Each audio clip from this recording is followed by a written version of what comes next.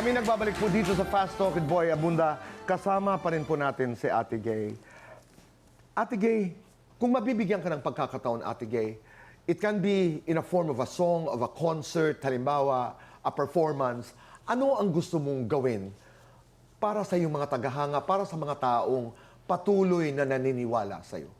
Naghihintay nga lang po ako ng alok sa akin na sa mga foundation, sa mga concert na libre, kagaya ng mga may sakit na cancer, mga Suso Foundation yan.